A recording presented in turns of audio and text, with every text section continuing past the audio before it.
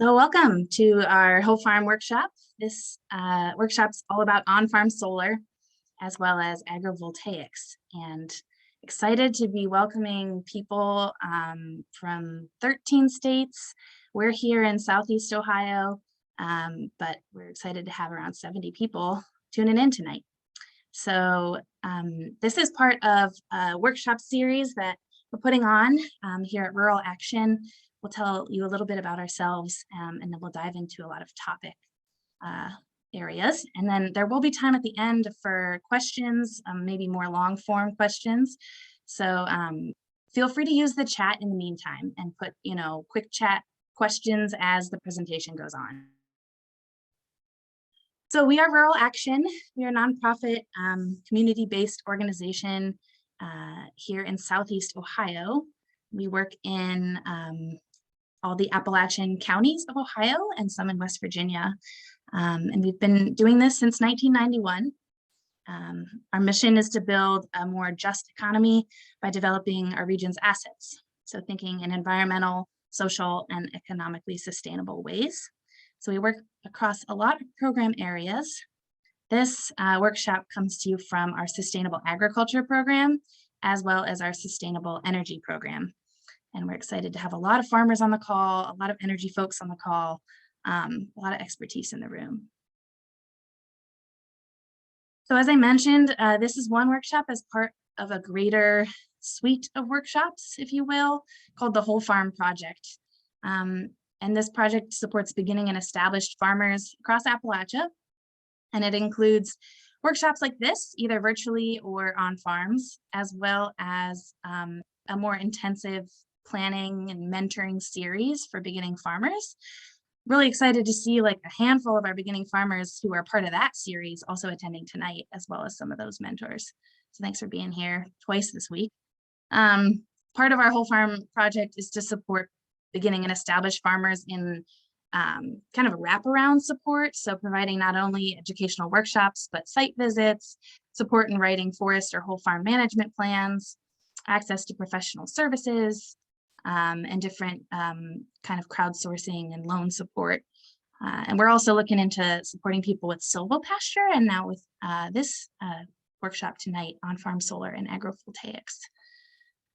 So I'll pass it off to Sarah. Hey, good evening, everyone. Excited that we can bring you this event this evening, in spite of here in Southeast Ohio being under a blanket of rain, turning to slush, turning to ice, turning to snow in the next 24 hours. Gotta love winter, but we're really glad we could all join virtually tonight and get together and talk about what I think to be the next frontier of both where solar energy and our farm practices come together. So we're going to take you through a couple different things this evening to sort of build sort of a well-rounded understanding of how solar and farm practices can be brought together. We'll begin by talking about just the basics of solar. We'll also be talking about the financial side of solar as it pertains to a small business, agricultural producer, farmer. We'll be focused on the USDA REAP grant specifically with that. And then we're going to be talking about agrovoltaics, which is sort of the cross-section of agriculture and photovoltaics. And in each of those segments, we have a farmer feature, which will be a great opportunity to hear from experienced growers who have had both farm experience as well as experience with solar. So I think it's time to dive right in. Quick mention that if you have any questions as we go, we'd love to hear from you. There's a chat function at the bottom of the screen. You're welcome to just drop in a question. We'll have some time at the very end to go over those. But certainly if something comes up in your mind, by all means, drop it in there and we'll be sure to answer it. You'll also get this full presentation at the end. So that should give you some good things. So before we dive in, we do want to get a sort of a temperature of the room here. So we have a Zoom poll. This should pop up on your screen. 3 quick questions. quick answer, so that we kind of get a sense whether solar is something that is new to you. Are you just starting to explore adding solar to your farm or business? What are your biggest barriers to adopting solar? And then how likely are you to invest in solar in the next 5 years? I think, Jacob, is the poll, how are folks able to just kind of click? Yeah, so people have Great. some time to answer those questions. I see. My screen just, shows the questions. I hope folks can just type right in. We'll take a quick look here in a moment.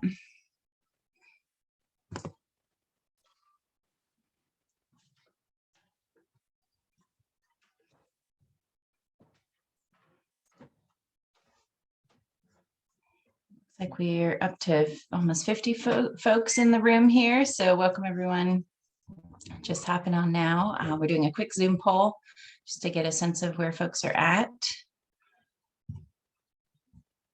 And Molly, is there a way to see our results? Yeah, it looks like 33 of you have finished it. Great. And I can end it and probably share it. That's good. Out of you.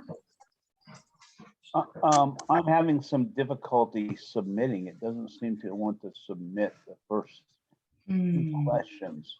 I think So if you just fill them out, it might just go. okay. You have to scroll up. You have to scroll up and answer all three before it will let you submit. Good advice. Thanks, everyone. Hey, another quick thing that Joe Brandstrader just remind me, please, if you get a moment, drop in the chat your name, where you're from. That would be a wonderful little note for us to have, and give us a sense of who's in the Zoom room tonight.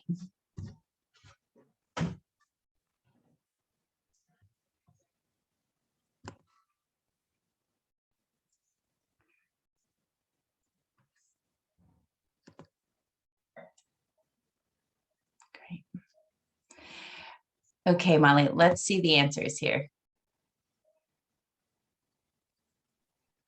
All right, I just ended it. And sharing results. Can you see that? Not yet on my end. I see it on my end. So I might run through them. So 39 of us responded. Have you explored adding solar to your farm or small business? 25 of you said yes. 14 of you said no. What are your biggest barriers to adopting solar?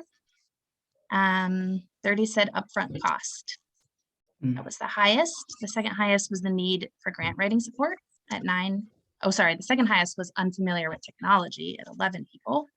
Need for grant writing support, 9 of you. Another reason for 8 of you, some available space needs, and 3 said they already have renewable energy on site. And lastly, how likely are you to invest in solar in the next 5 years? 23 said very likely, 16 said maybe, and 0 said not likely.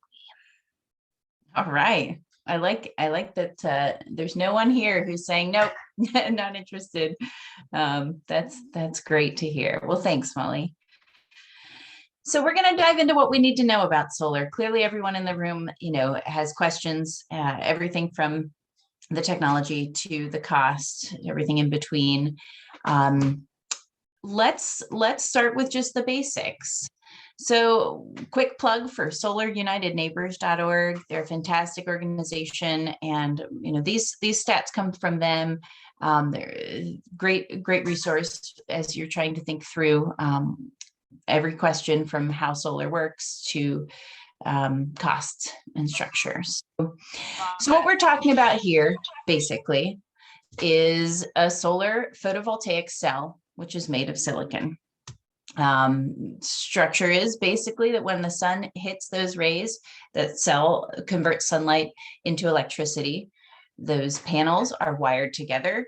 The power goes down to what's called an inverter. And that inverter then takes that DC or direct current power, converts it to AC, or alternate current, and sends it into your home where you can use it. Coated in tempered glass, very durable, very strong and well built. And typically solar lasts, the panels on the market today have a warranty of 25 years typically, but there are still solar panels from 1978 that are actually still producing energy. So we know that solar is a very durable technology and getting more durable every year. We know also that the cost of solar continues to drop as technology improves, and that the market adopts it further and further. We're really seeing a shift in what we call the cost parity between solar and conventional energy. So I usually like to say to folks, when they say, is it a good time to invest in solar? I'm like, it's never a better time. Costs continue to go down. Quality continues to go up, and may that remain the case for the next 5 years, certainly, as huge investments are made, nationally and internationally in the technology. Oftentimes folks will ask me, so if I get solar on my home, does that mean I have power 24/7? Not exactly.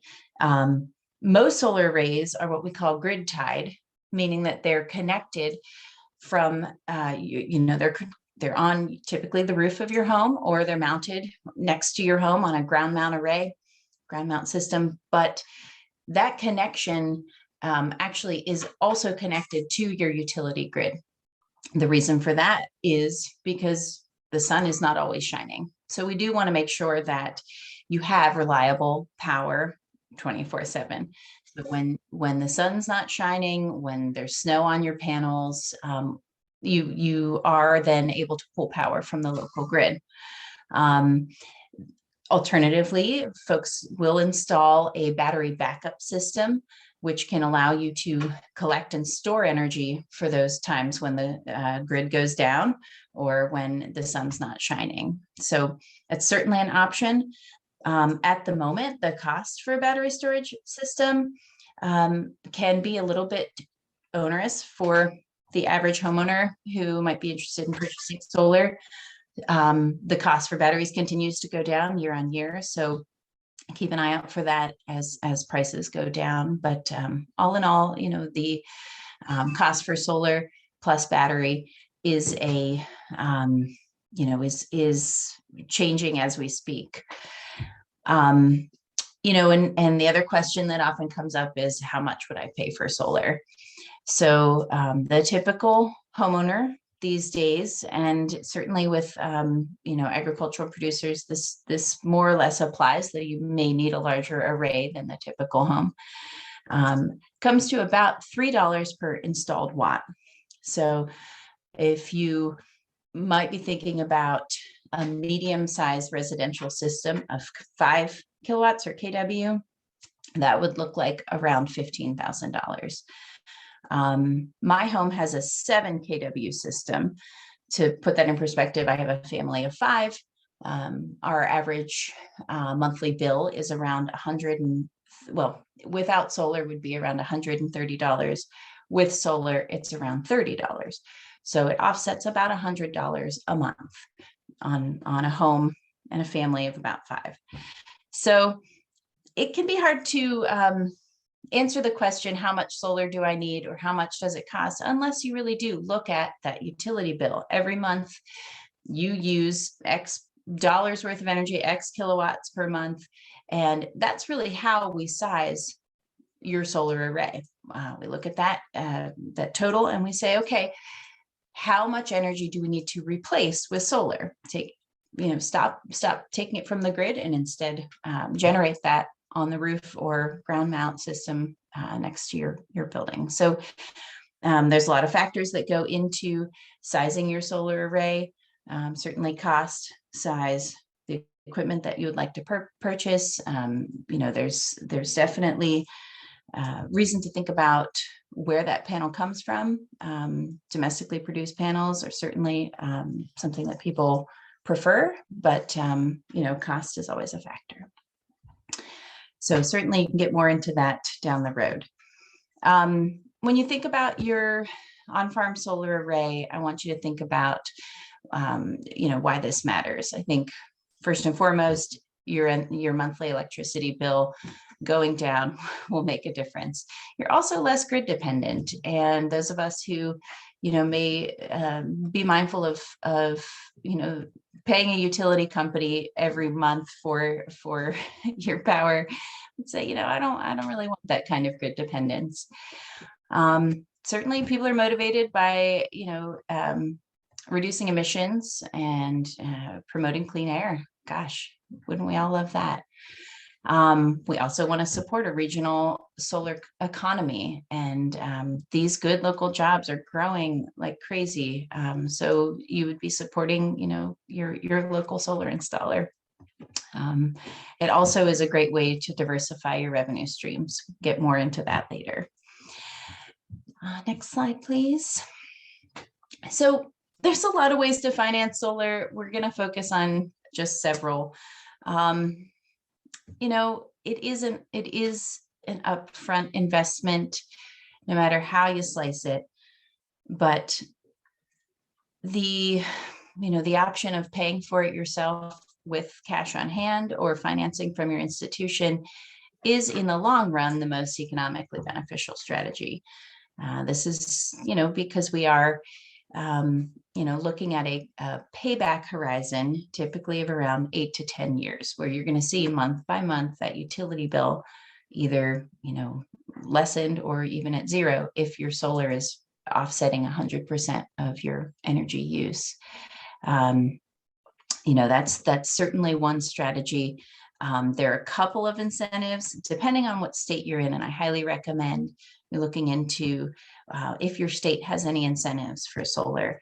But all states, because it's a federal program, recognize the solar renewable energy credit. This is a 26% credit that is taken off of your renewable energy system at the top. In addition, if you're a small business or an ag producer, you qualify for the USDA REAP grant, and we're going to dive into that soon. Next slide, please. The other way that solar is financed, and this is usually medium systems or commercial size systems, is entering into what's called a power purchase agreement.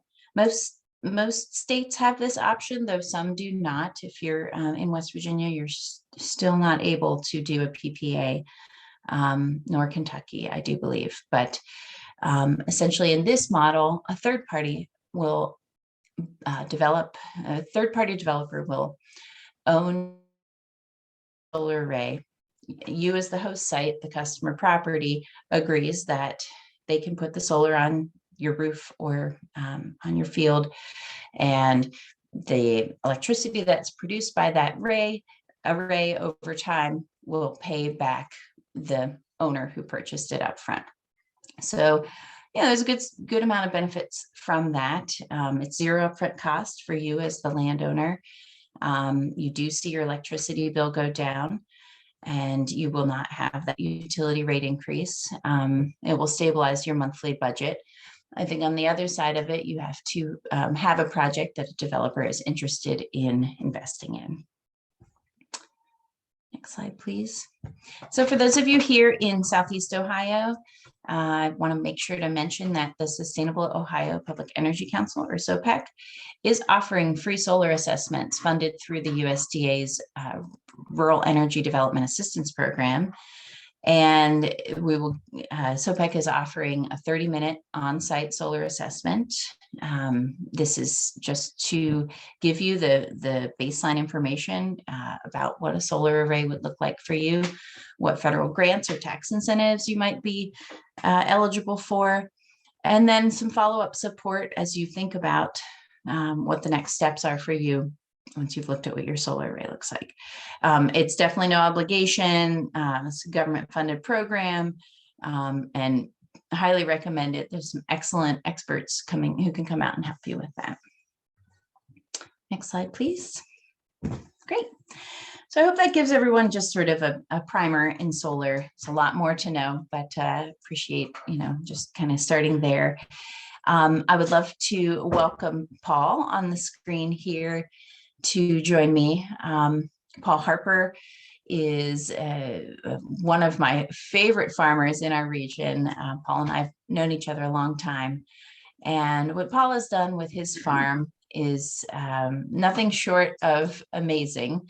Not only does he integrate silvopasture and a learning center that is open to many, many opportunities to learn about farm and grazing practices, but he also has an off-grid solar array, 2 off-grid solar arrays. So we've invited Paul to chat with us here about his experience. So Paul, I'm not sure if you're on the screen. Can we see you? Yes, yes. I'm not on the screen, but I soon shall be. Okay. Am I on the screen? No, I'm not. Oh. Am I? Hold on. No. Take your time here. There you are. Am I on Yep. the screen? I All right, see you. very well. Thank you. Okay. All right, Sarah, thank you so much. And I'm just really happy to be here with you folks this evening. And greetings from Woodland Ridge Farm, which is a snowy, icy evening here. And I'm happy to have so many of you gathered together here for this workshop. So we run, let me give you just a 30-second overview of our operation here. We run a Please farm do. stay bed and breakfast. We have we have a guest house that accommodates 10, and we have an apartment that accommodates 2, and soon we'll have a loft over the clubhouse that will accommodate 2. And we have 50 acres. We have some silvopasture going on, some medicinal herbs going on. We do rotational grazing. We do workshops. We're going to do solar workshops this spring. The first one is April the 2nd. There'll be a farm day, 2 hours in the morning, 2 hours in the afternoon, farm to table lunch in between. And we'll look at both our on-grid and off-grid system here and just kind of do a solar 101 a review, and then just kind of talk about the specifics of our system and how we did that. So that'll happen in the 2nd of April. So those are the kinds of things we do here. And in terms of our solar operation, the chronological history began when the derecho came through Southern Ohio the end of June in 2012. And my electricity here was off for 11 days. We are a we're a ridgetop farm, and my ridge is the apex of a real long run of the electric line that goes to my neighbors and the electric line that comes from over on Coolgo Ridge. So it's if there's going to be a problem in that transmission line, it's going to be in those 2 long runs. And that summer the electricity went off. It was on the first day of July. It was 95 degrees, and we had freezers here, and I had a couple young men that were transitioning Marines into Hocking College who were living here. It was just hotter than blazes and very humid. After a horrendous rainstorm, windstorm, knocked down trees, and people were everywhere just trying to clean up. And that was the impetus. So by the next summer, I had a battery backup and a hybrid system. So I could charge the battery backup from the grid. And before the end of the year, I had a solar array on my guest house that charged the batteries. And so that was the first 2 phases. So it's been 10 years in the making. So the following summer, we went and added my system capacity was 12 kilowatts, and I was running 7 kilowatts. So I added another array, and then added all the four buildings on on what we call the high farm on the ridge top, the guest house, the farmhouse, the garden barn, and what we call the butcher house, they're all run on 1 meter. So we only have 1 meter here. So that was the final stage, was hooking that together in the microgrid. And then we put in an apartment over the barn and a shop area and put a grid system there. And it has its own battery backup. We do have the capacity to charge in the event of a severe weather event, like might be this weekend. We have the capacity to charge the battery at the barn area from a line that runs from the guest house. So it's kind of tethered, but not very often used. But we do have that capacity. So, and the last phase of this, and actually we just completed this week, was a battery backup generator that can go into place. So in the event of a severe weather event that would not power out and drain the batteries from everywhere, I have a generator battery backup, and it'll kick in when the battery in the guest house reaches a certain level. It'll kick in automatically and charge the guest house, which charges the microgrid, which can charge the off-grid system at the barn if necessary. So we just put that into place and just got the generator hooked up on Friday. And in fact, the automatic hookup isn't there, but in the event that all the electricity went down for, all over, we could manually start that generator and charge the batteries and be up in electricity in the entire farm. So we're hoping that doesn't happen. I hope that generator just kicks on its regular cycle and gets maintained for years and years and years. But we have been down here for 11 or 12 days in the past, not since we've initiated our system here. So Paul, thanks for sharing all of that. It is an incredibly long and dedicated process that you have, endeavored to do over the last 10 years to build this very resilient energy system. In terms of cost and investment in that, has it been, something that you have over time, it sounds to me like you did a very phased in approach. It wasn't everything, at the beginning. And did you start with a plan to go to an off-grid system, eventually a solar generator? Did you start with a master plan, or did you just kind of build as you went?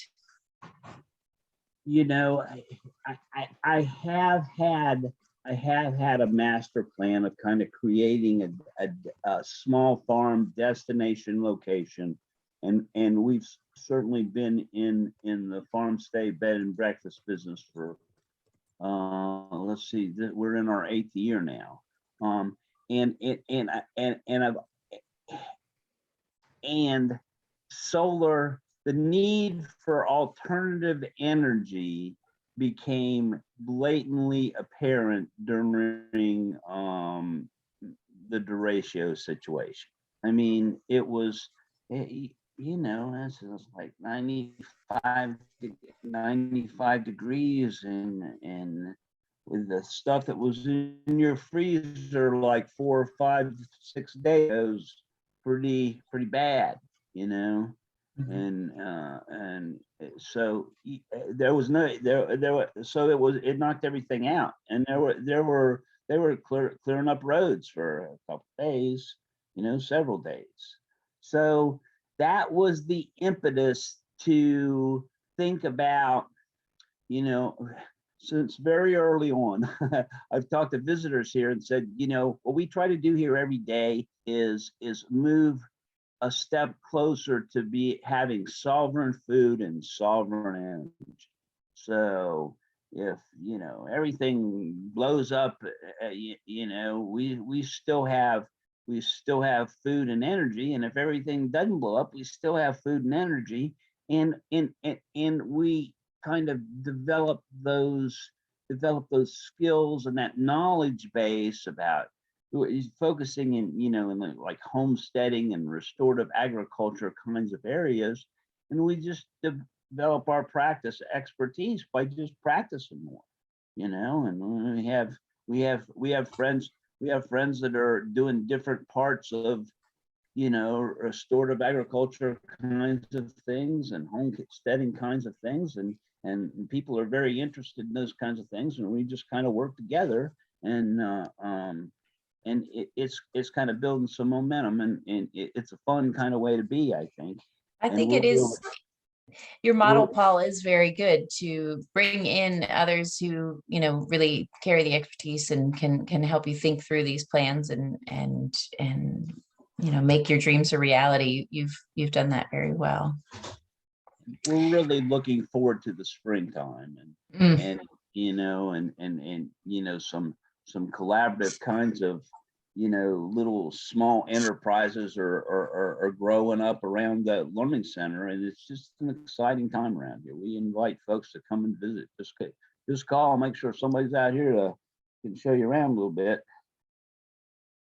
Wonderful. Thank you so much, Paul. And yes, we'll make sure your contact information is available for anyone who wants to follow up with additional questions. Okay. Thank you. Thanks. So after speaking with Paul, I hope it's clear, that solar does give you a lot of benefits beyond the joy of generating your own power. There's a lot more to it, and a lot of ways you can go.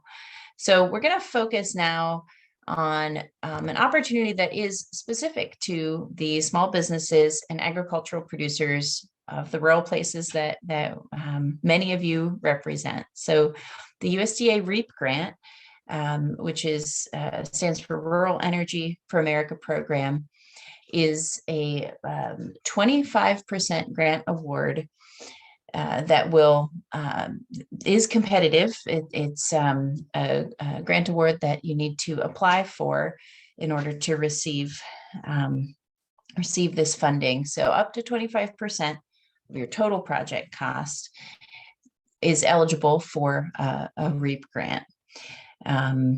If you can go to the next slide here, we'll dive into the nuts and bolts. First we'll talk. So who applies for REAP? In my experience as a REAP grant writer, I've worked with poultry farms. I've worked with small businesses like Lance's Trailer Sales here. I'm also working with some larger commercial projects, a rancher in California, a dairy and feed operation in central New York. It's all over the place when it comes to who's eligible and who can apply for a REAP grant. But you can kind of see here, taking, for example, the Hertzfeld poultry farm, they were installing a 155 kW solar array for a very energy intensive farm. And that full array project cost was $271,600. And with the REAP grant, they were able to offset $67,922 of their total project cost. So that was significant. Also with Sarbaugh Poultry, another large operation, in order to install their 131 kW system, they received a REAP grant for $62,000. If you think of Lance Trailer Sales, that's 68% of their business energy use that they installed, and were awarded a $40,000 grant. Moving ahead to just the basics on REAP grants. They are evaluated with a scorecard model. The USDA is going to look at your project and say how much energy is being replaced by solar from the grid. Do you have a commitment of covering at least 75% of the project costs? If you have a full 100% already in the bank, even better. The USDA wants to see how much money you already have committed. They want to know if you've had previous funding from the USDA. That changes your score, as well as, the simple payback on that system. Is it going to pay back in 8 years, 10 years, 15? That makes a difference. Your system certainly needs to demonstrate that it has an environmental benefit and it's not, in a sensitive wetland or in another place. And it's also based on the size of your REAP funding request. Because it's a competitive grant, states that do have a lot of applicants each year will deal with, being considered among many other federal requests for that funding. So one thing that we do as a REAP grant writing shop at Rural Action is we can pre-review your project and say, based on what we see here, you're likely to score a 70 or a 75, or maybe just a 40. And that helps you determine, is this worth my time going through the REAP grant process? It takes me, as an experienced REAP grant writer, about 4 weeks minimum to prepare a REAP application. So just to give you a sense of the timing and the commitment, there's a lot that goes into it. Next slide, please. There's 2 rounds to apply for REAP. There is a round in the fall. October 31st is typically the deadline. And then the second round occurs in March. You typically find out if you've been awarded within 3 months of that time frame. So you have to get your application in and then wait. But once your application is submitted, you can break ground on your project and get started on it. But if you are considering REAP and you're working on your application, we recommend that you don't spend any money, pay your installer, pay the developer until you've submitted your REAP grant, because it's only the project costs that have been paid before the REAP grant go in cannot be considered as part of the REAP grant. Next slide, please. So this just gives you a quick breakdown. If you have a big project over $20,000 up to $250,000, and we're talking the amount of the REAP grant itself, not the total project cost, that needs to be submitted in the spring round, which again is usually due on March 31st. The small projects that are under $20,000 can be applied for either in round 1 or round 2. So depending on your project, that's just something to think about. Next slide, please. And just as I mentioned, there's a lot of paperwork that goes into REAP grants. You'll need your 3 years of tax returns. You'll need to demonstrate that commitment of funds with a letter from your bank or lending institution.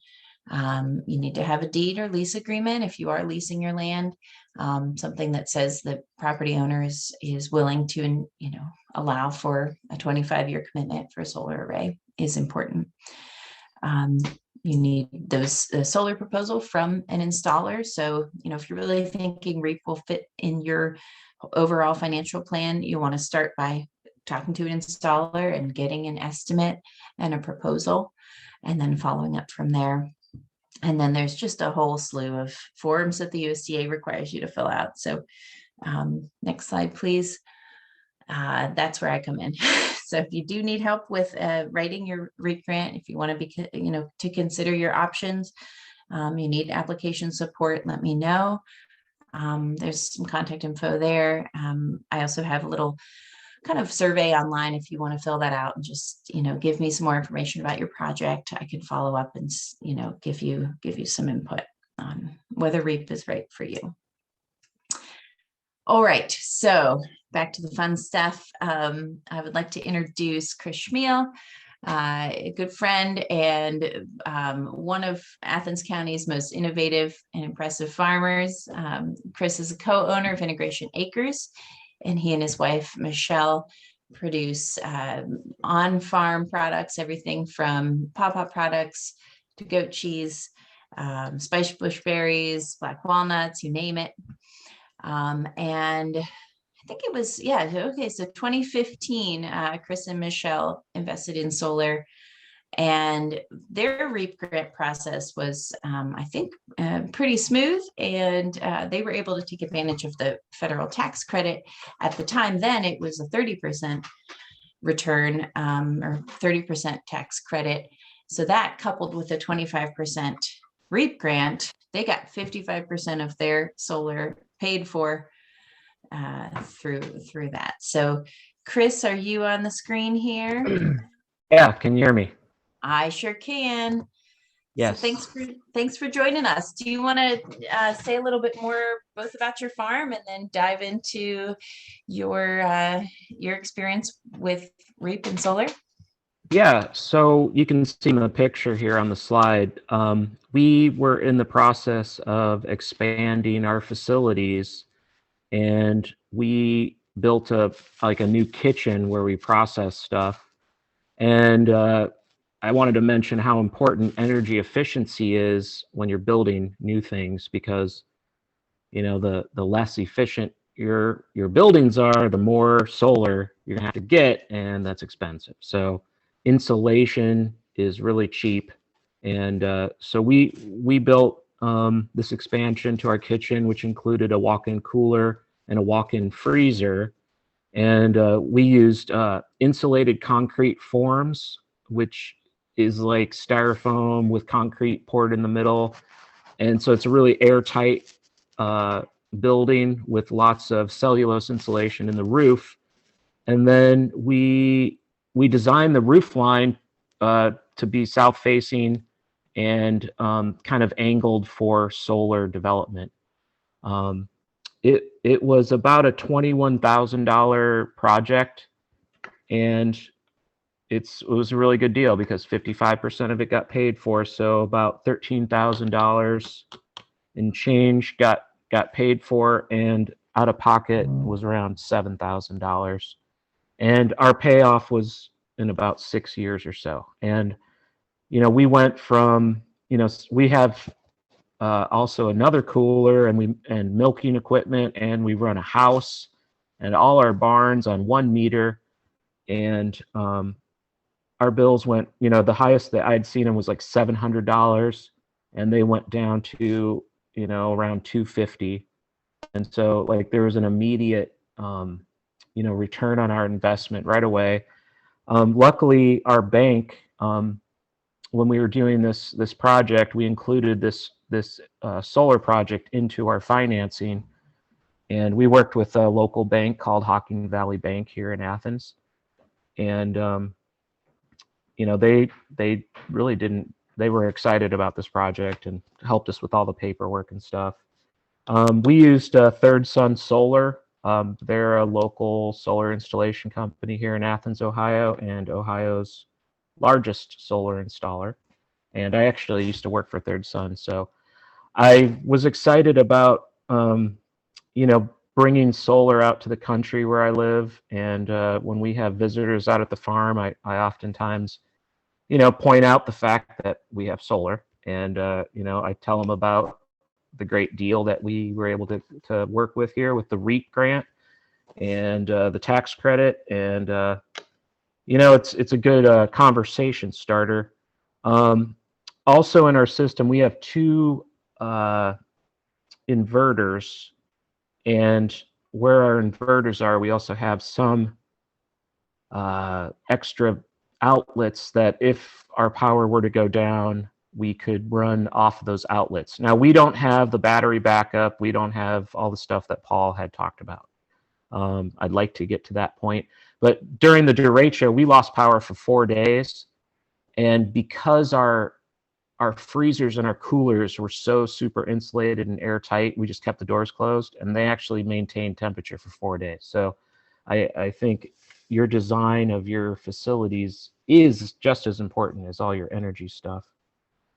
And let's see, I'm on Buckeye Rural Electric, which is an electrical cooperative. So who your grid is coming from, you may be a traditional utility like AEP in our area, but I'm on Buckeye Rural Electric, and they made it really easy to help us do the grid intertie. And oh yeah, we do get the SRECs. So we get these checks from I think we trade ours with Knollwood, I think is the name of the company that we sell our SREX to. So occasionally they deposit money in our bank account, where they value our SREX. It's about, I don't know, between $100 and $200 a year. It's not a ton of money, but it's nice to always get money in your bank account. And yeah, I mean, I'd say that's the gist of, our project. It was really easy. I'm really glad I did it.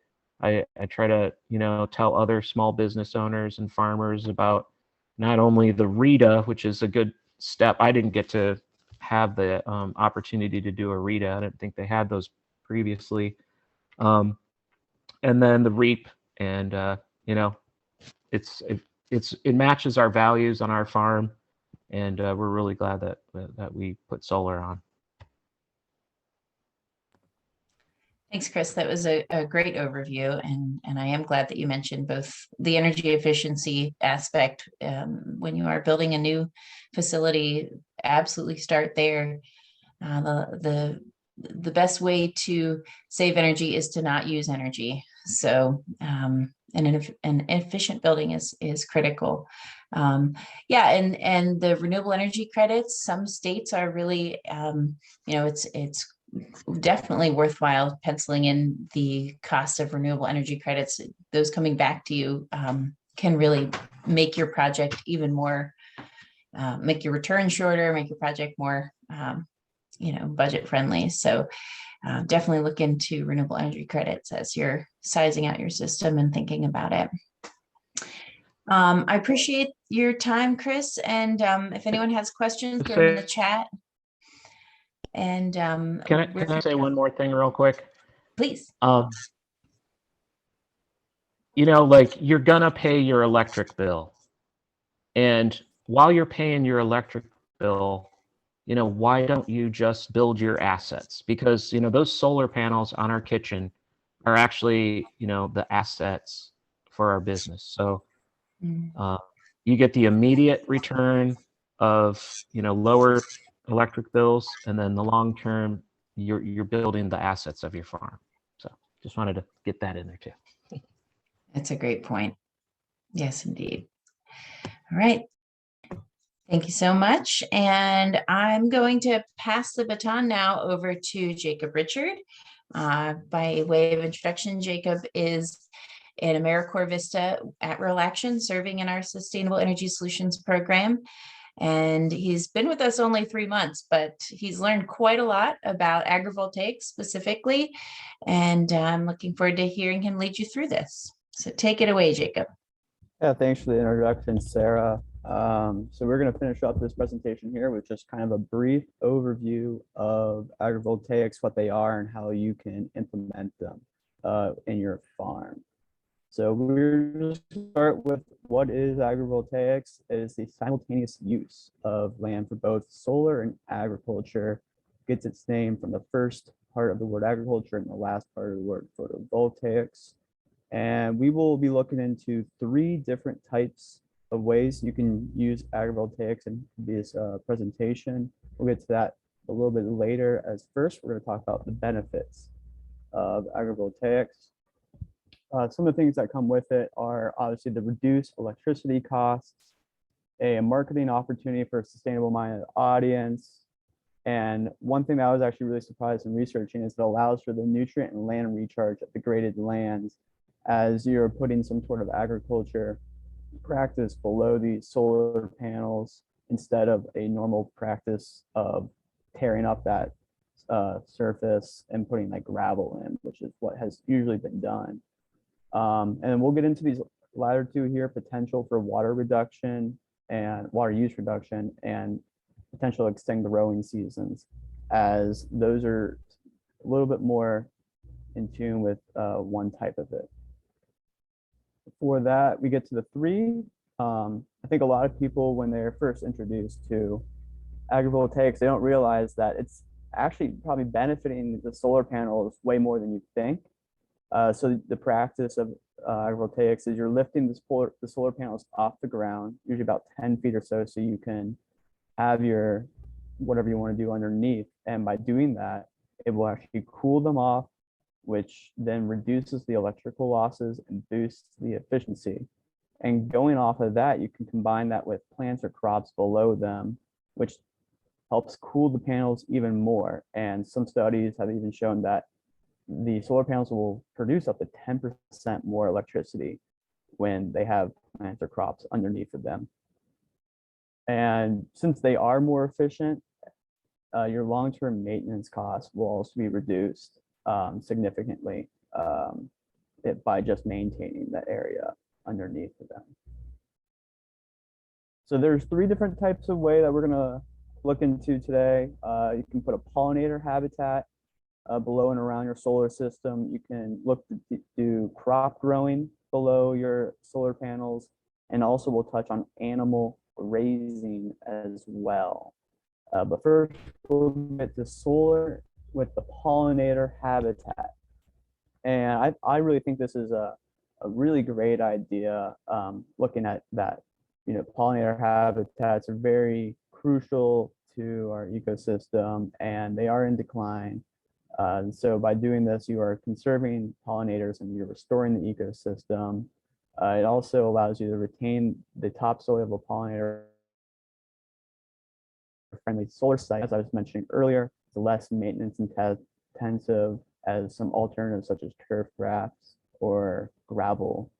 It also, by doing this, you will have some soil stabilization, carbon sequestration, pollinator value, and marketable products will also come from this. And this is a little bit more geared towards our region here in Southeast Ohio, the cool season plants, but I would work with a local pollinator initiative. Here we have the Ohio Pollinator Initiative. They really recommend native short plants and vegetation wherever you are. So here in Southeast Ohio, that would be cool season plants. And then I got this last statistic here from Bee City, USA, just showing the importance here of pollinators and how they enable the reproduction of 85% of flowering plants and 67% of agriculture crops. So that just says it right there, the statistic, how important and vital pollinators can be. The second type here that we're going to look into is animal grazing with solar. So we're going to start off by, it's much more, it's more efficient if you use much smaller livestock such as sheep or chicken or geese, and looking into a lot of people who have tried with larger livestock such as horses or goats, just haven't really seen the same effect. That those livestock will kind of climb up on the solar panels and damage them. So it's not ideal. So I very highly recommend that if you were to go this route, that you look into the smaller livestock option. And I think the big benefit from this one is that this grazing will reduce your emissions since you're not mowing the grass underneath, and the maintenance costs will significantly reduce. And also by doing it this way, it will contribute to the dairy, meat, and wool production of local markets, and allows for farmers to diversify their revenue streams without taking land out of food production. And then the final one we will touch on here is the crop growing below the solar panels. This one, you can see the graphic on the right of the screen here. We'll touch a little bit on that, but most studies here have shown that the crop yield will stay the same and sometimes even increase when you use Agrovoltaics with shade tolerant crops. And at the bottom of this one, kind of list out some of the crops that are ideal, such as potatoes and tomatoes, lettuce. Those are the crops that will usually maintain the yield or increase. Shade resistant crops such as wheat, as the example on the right shows, will usually produce around 80% of original yield. And it might not seem like ideal, like why would you want 80% of the original yield? But in the example, you can see if you dedicate a hectare to wheat and 1 hectare to solar, that's 100% what you're normally gonna do. But if you implement them both on both acres, you'll get 80% of wheat and 80% of solar on each acre, which then adds up to 160%. So just because you don't have shade tolerant crops does not mean that you should be putting this to the side, that you shouldn't be doing it. If done properly, you can increase your yield as well with any crop. And you're able to increase your ability to install high value shade resistant crops to new markets as well. And then going back to that original slide on the extended growing seasons and water reduction, that's where it applied to crop growing as well.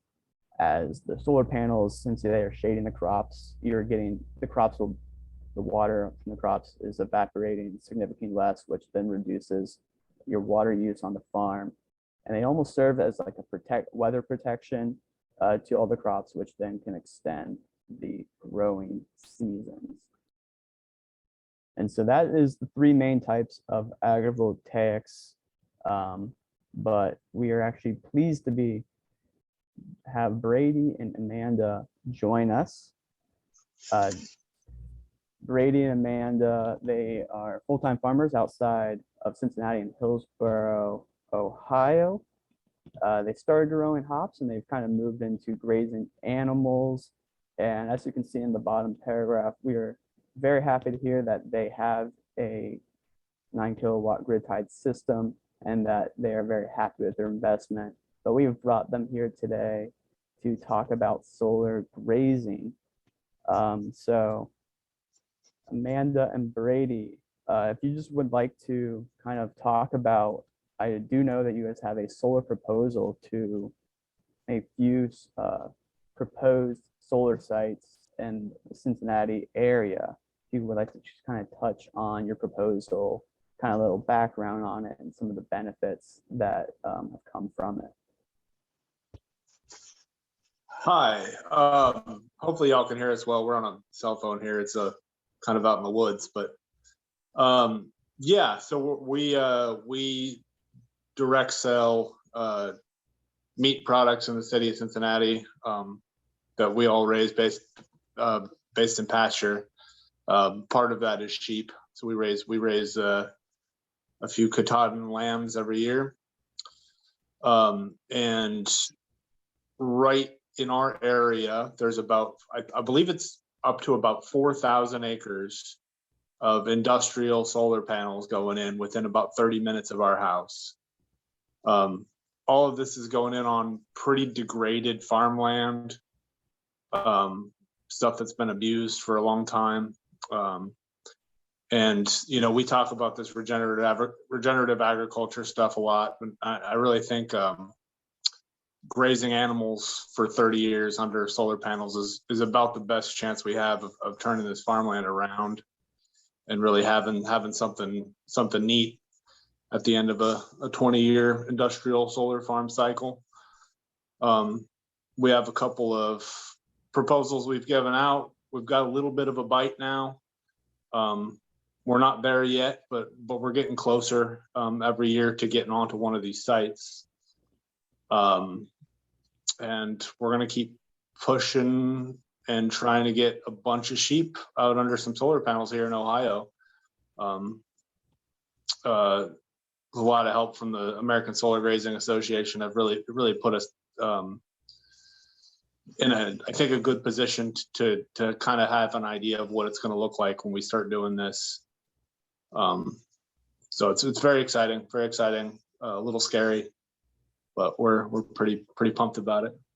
We've been working on it for about 2 or 3 years, and it's probably still going to be another 2 years before we can make anything happen. So it's a long-term goal for us. Yeah. But yeah. Yeah, and I'm actually very happy that, Brady, that you brought up the Solar Grazing Association. If you could you kind of talk about the Solar Grazing Association, kind of what it is, what the benefits are, and your experience with it? Yeah, so there's a group that was started by a couple of folks out in New York, where, you know, in New York, the state laws are such that there's programs where farmers can put on their own small industrial solar farms. And I think, we're talking 20, 40, 15 acre places. And these places have, pretty good grass under them. And they, these folks have been putting sheep on these sites for a good few years now. And they felt the need to start to organize, and especially as these larger sites are going in the Midwest and the South. I think they maybe even didn't really realize how big it was going to be, but they've been pretty helpful, having monthly webinars with a lot of experience from everybody around the country who's been doing this. We just listened to a call last night with a 500 megawatt system with sheep under it in California. So it's a great way to get a lot of people together, and we can all learn from each other's mistakes instead of having to make them all our own.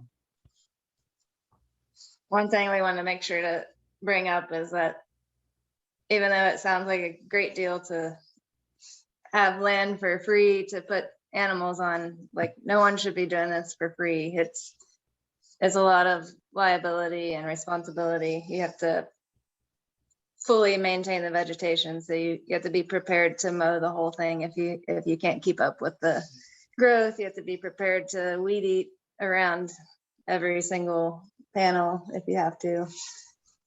So we really need to be charging close to what the landscapers would charge, or mowing companies. Yeah. All right. Yeah, I was perusing around the Solar Graze Association website, and we will be including that link in a follow-up email to everyone who attended this webinar. But yeah, it just looks like there's a lot of great benefits with the association, and if you do have the proper livestock, it can be a really good thing to look into. Yeah, now just kind of looking at this audience here, we have a lot of small farmers here. We do have some larger farmers, but the main people here registered are small farmers. And I just kind of want to know the kind of practicality of solar grazing. Is this something that can be done here by all types of farmers and whatnot? So we're small farmers for sure. Well, we say we farm full time, but we're basically operating on a 5 acre piece right now. We have 30 ewes at the moment. These sites that we're talking about are going to be large sites, and 3, 4, 5 animals an acre. We're talking about 5,000-6,000 sheep at a time. So that's pretty big farming in my estimation. But we've found, as we grew our chicken business, that moving 1,000 chickens is not 10 times harder than moving 100 chickens. So I think when we're talking about really changing our food system, we're talking about really actually regenerating pieces of land on the scale that we kind of need to be talking about to really get through this climate change stuff. Small farming is going to have to really be the way to learn how to do big farming. So we do small farming to learn the techniques to regenerate land, and we scale that as big and as fast as we can, because otherwise we're kind of screwed. All right. Yeah. Thank you for all of that. I know you guys can't really touch on the other 2 types of agrovoltaics with pollinator habitat and crop growing, but I would be happy to answer any questions as we have reached that point in the meeting, webinar, presentation, whatever you want to call it, for just open Q&A with either Sarah, myself, or any of the farmers here. So feel free to put questions in the chat. and whatnot. I'm looking at the time, and we're actually doing pretty good on time here. We have about 24 minutes, which is a good amount there. So yeah, feel free, anybody. Jacob, I've been looking at the chat and I think just a couple may have not been answered already. I could read. There was one for Chris Schmiel from John Martin asking, Chris, would your monthly bill be less if you had purchased a larger system?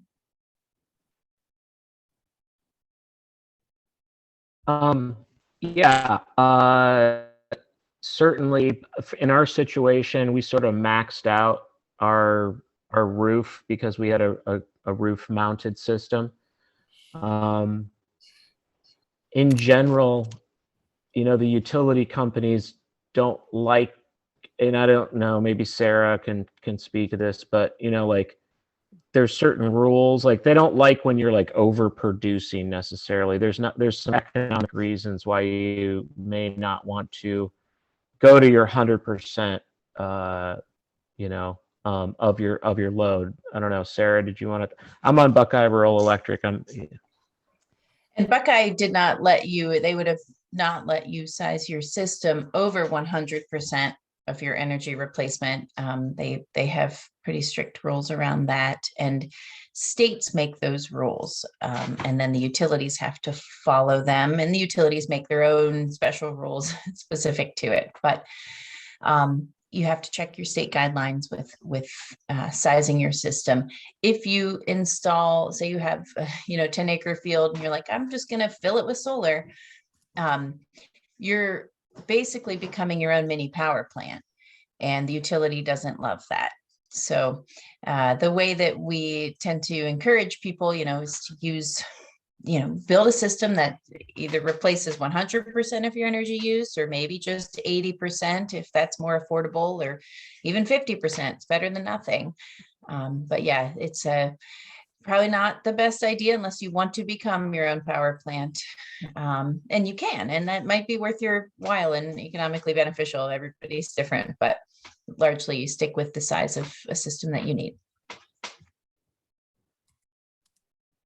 Yeah, I'm looking through the chat here, and I'm actually seeing some people are actually answering questions for each other. So yeah, thanks to that's everyone awesome. doing that. So Paul asked about the proper crops to grow on the solar panels. And I believe Judy came in and gave the answer. So thank you for I that. did see one actually a while ago from Judy though, which I'm curious too about, which is, are there examples in this region like Jack's Solar Garden from Colorado that are vegetable and solar operation? So that dual use you were talking about, like just examples potentially. So Do you know of the one example that comes to mind is the Denison University, which is a pollinator habitat below solar panels. Sarah, do you have any knowledge of vegetable production with solar? here in Ohio, none that I have seen or heard of, but this is really an emergent industry, and there are examples. Definitely in Colorado, I even saw an example in Minneapolis, which I thought was cool because that's definitely a harder climate.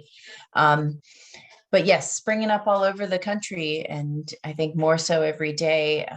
But yes, I think it was, Stacy here who listed, lettuce, spinach, leafy crops that are shade tolerant. That's what we're looking at here, that would prefer a solar environment.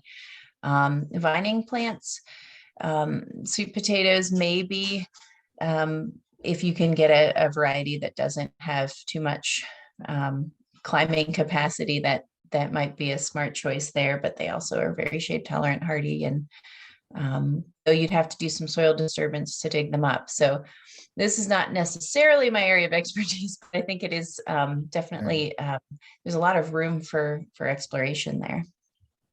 Yeah, I mean, this is a relatively new phenomenon here in the United States. Europe, places like Switzerland and Germany have been doing it for a while. But there's been some good studies here from Oregon State, Ohio State, and University of Arizona, where they are testing monthly and throwing out new research studies on what's working and what's not. There's a question for Brady and Amanda about whether their syruping operation uses wood, or do you have maybe an electric evaporator? Yeah, we use wood. We actually use wood to heat the house here too, but we have a small evaporator. It's a small maple operation. We do use RO to cut our wood use in half, which is electric. I've heard electric evaporators do something weird and make a syrup taste funny, and I don't really understand why, but I'm told not to try that and just to burn a little firewood. It doesn't use a whole lot. It's not a whole lot. It's about maybe about a cord for the year.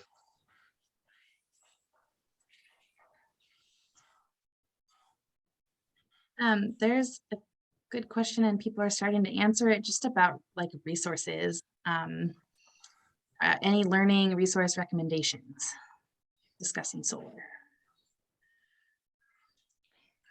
I think there's more every day. I mean, the internet is an incredibly impressive place, but there's, like any industry, there are, shysters and snake oil salesmen. You got to look out for them. I think it's definitely a good idea to check the credentials of an installer. If they come to you with a proposal that seems too good to be true, it's probably too good to be true. I know in our area, many of us have received ads from companies that say, hey, no money down, $1,000 back for installing solar. That is a gimmick to get people to call them up and pay way more. There's also questions around quality with those installations. And back to local economic development. Most places in our state of Ohio, certainly in other states, are growing these incredibly qualified and impressive professionals doing solar installation. So find them. I'm glad Chris mentioned Third Sun. They've been a leader in our state, but there's certainly other installers that really do, set the bar high and will give you a really quality system. And ask them, get questions answered from them. But certainly, yeah, the internet is full of resources. National Renewable Energy Laboratory is definitely the gold standard for tools. They have a PV watts tool. You can type in the size of your system and your monthly energy bill, and they can, spit out some stats on how big of a system you might need and what the cost may be. So that's really useful, and we can share that resource if that's helpful.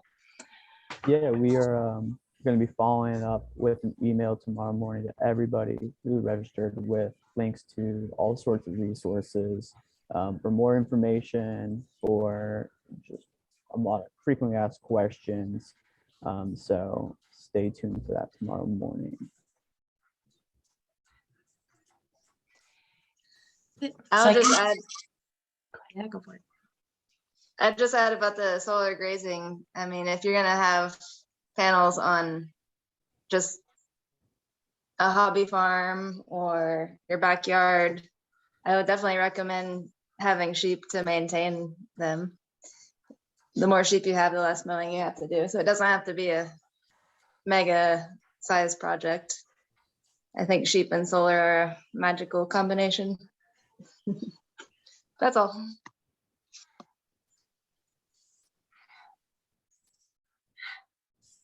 I was seeing two questions that could be combined. That is, that one person got parts piecemeal because of global supply and demand problems.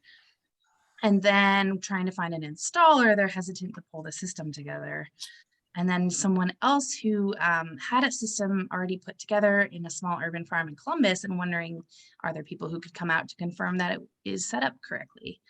So if you're not starting from scratch, are there installers or people you can find?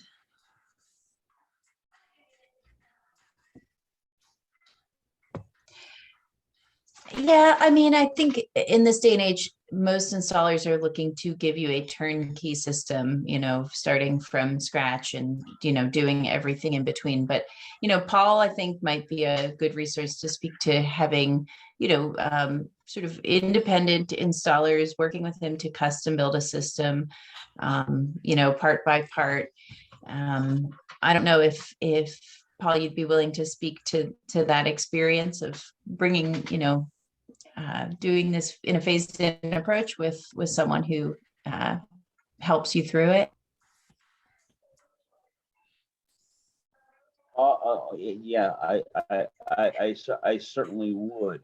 And really, our intent here is to, over the next 12 months, to have a quarterly solar farm day where we would invite folks to come in and just kind of talk with them about solar, answering, basic to intermediate questions or more advanced questions. I mean, Nicholas Bolton and I are working on this particular area, and gosh, he's a very knowledgeable individual, and so he has great experience in terms of installation and troubleshooting systems and so forth, and he's knowledgeable across a broad range.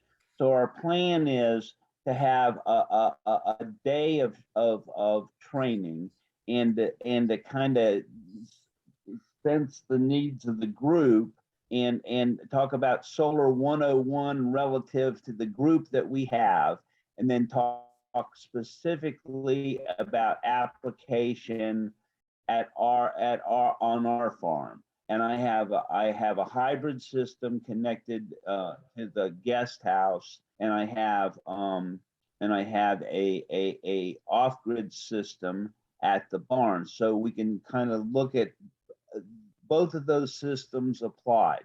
So we'd have a morning session of a couple hours, starts at 10:30 in the morning, and have a farm to table lunch 12 or 12:30 to 1 or 1:30, and then have 2 hours in the afternoon and a good opportunity throughout. So, and we plan to do that on a quarterly basis. And the spring event will happen on April the 2nd. And I think, can I just drop a link in here maybe if I have the technical capability to do that?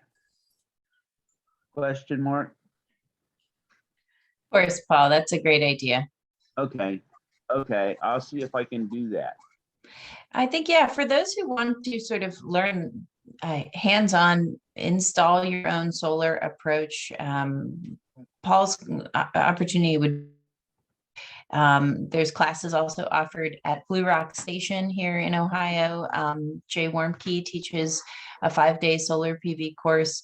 That's an excellent opportunity as well to really get the nuts and bolts and learn how to put it together. I mean, it is very much not rocket science. You have to get some, basic understanding of electrical systems, circuitry, but many people have installed their own solar. To Sarah's question about, someone coming out and confirming if your setup is properly functioning. If you're an urban farm in Columbus, you're probably going to have to start with seeking a permit and having, your system probably, maybe inspected by a, building inspector. I don't know the specific ins and outs of your permit ordinances in Columbus, but you do want to make sure that your system is working properly 100%. I mean, there's fire risk, there's any number of issues that can go wrong if you're installing solar and you don't quite know what you're doing. But that said, there are people out there who can maybe support and assist rather than just installing a turnkey system. So yeah. I did see a question from John about what racking systems are being used, and I don't have a specific name to any racking system, but I do know steel pipes are what's being used, just what normally get used for ground mounts. For agrivoltaics, they will just be more steel pipes to raise them up more to 10 feet.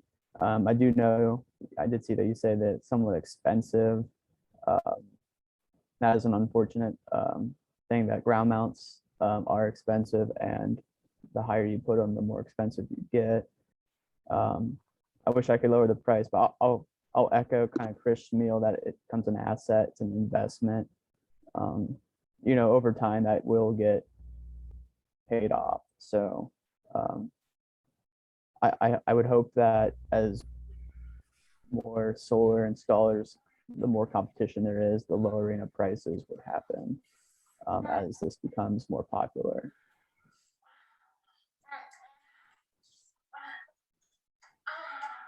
I also see a good resource, Judy listed, where she's sharing stories on ag and solar, regenerative agriculture. If the link is communityconsultants.com, maybe people can highlight that. If you want to just drop like a hyperlink in, that might be even easier for folks to find that. But yeah, please, thanks for sharing. And anyone else who has, you know, tips, resources, leads on, you know, where these questions can be answered. I mean, we have to remember this is a very kind of a new field for bringing agriculture together with solar. We're building this ship as we go. So all the more opportunity for everyone to group share and support each other. So I guess last call for questions. If this is, I did see one from Hunter earlier. Hunter said, so in 8 to 10 years, solar power can be much cheaper, much more eco-friendly, and a method of electricity. Would you agree? I would say yes. I assume, Sarah, you would concur with that. Oh, 100%. Yeah. I mean, it's incredible to see what has already occurred, you know, in 5 years, the cost of solar, every 5 years, the cost of solar decreases by half. And at the same time, the efficiency of solar increases 50%. So that's been the trend for now 15 years. And it's only going to continue as far as we can tell, technologically speaking. So again, never a better time to go solar. You know, this is the moment, and it will continue to be so. But the time is right. Sarah and I talk almost every day that each day just gets better to go solar.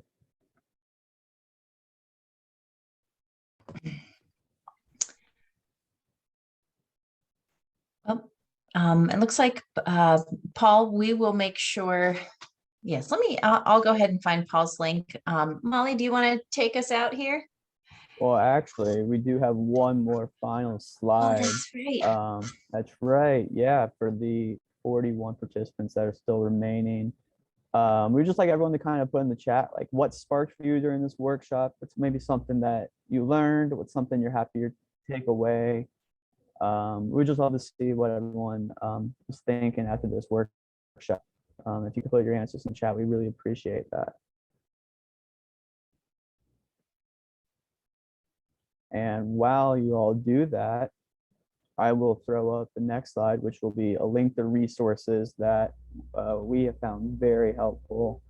There's some, you can see down there, there's solar grazing, there's Bee City USA, there's some a guide going solar for farmers. That's a very good, almost like Q&A website with tons of questions that range from how to properly co-locate crops to even putting in pollinator habitats and how to do solar grazing properly. So it will touch all three of the types that we went over today, as well as links to the SOPEC solar assessment, questions on solar, REAP grant writing assistance.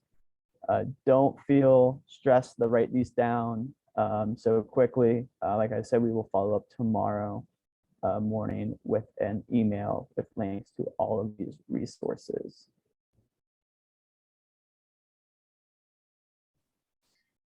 And I'll just say thank you everyone for coming. It's awesome to see what everyone's bringing to this workshop and also taking from it. Keep your eyes out for more workshops like this, ruralaction.org, and feel free to reach out to any of us with questions. We'd love to hear from you.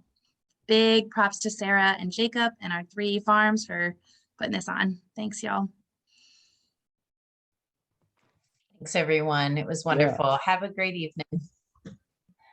And I will I- also just put up a slide with our contact information as well if you would like to reach Sarah, myself, Molly, or any of the farmers that presented today. Thanks, Mhm. everyone. Have a good night. Thanks all. Bye-bye.